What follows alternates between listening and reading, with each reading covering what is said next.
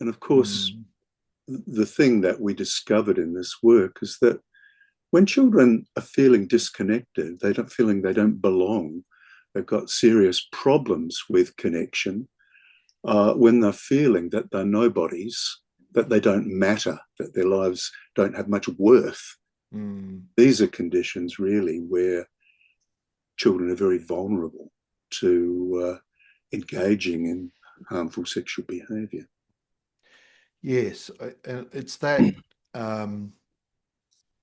that that observation of the importance of connection and disconnection. I guess that's really um, stood out for me in reading about your views about harmful sexual behaviours. I do remember, going back 30 years or so, that research into adult harmful sexual behavior or pedophilia basically taught the importance of connection was known, at least perhaps in some places. I think there was a program in New Zealand that I remember hearing about in my training that saw connection as being really important in a really important mediating variable, for want of a better way of putting it, in sexual sexual or harmful sexual behaviours, or in fact pedophilia amongst adult men. Mm. Yeah, but in fact, there's a reasonable amount of evidence around now that if you're going to intervene and make a difference with these groups of men, that Mm, the establishment of support circles, they're often called, or mm, uh, structures that provide a connectedness and that uh, are one of the critical factors. That if that's not there, um, many of these programs are quite ineffective. And when it comes to mm, children, particularly children as they're developing, mm, some of the some of the notions that, like, what often happens when it's discovered or it emerges that a child is engaged in mm, in a sexual act that has the potential for harm, that the responses that we have are, well, they're not responses, they're reactions. Like, the first mm, thing that's put to a kid is, why did you do it?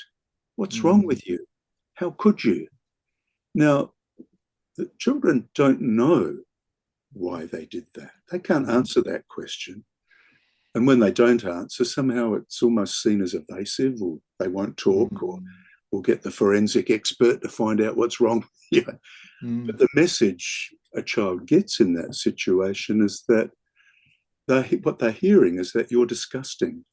You are mm, what you did. Um, mm, you're bad.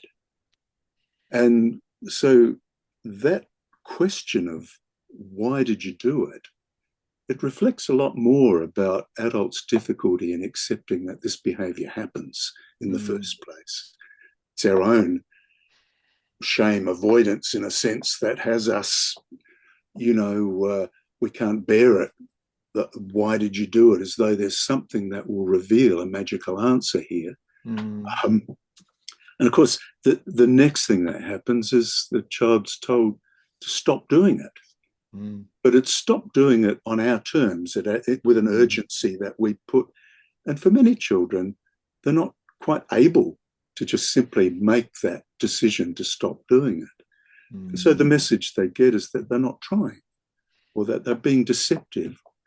In other mm, words, the kid's being told you're weak, that, there's something wrong with you. mm, And then the third message is really to stay away from other children. mhm, So in the name of a safety plan, uh, mm, a child is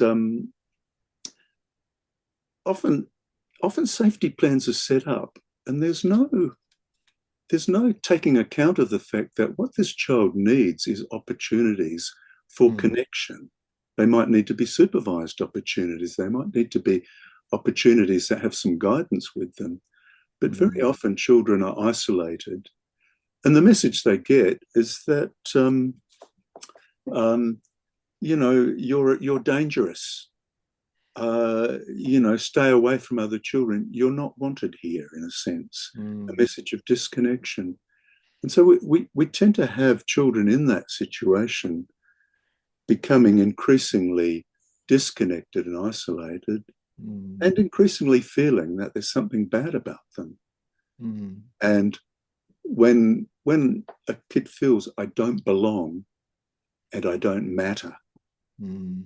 that's a very dangerous, a very vulnerable, I guess, context to place a child in.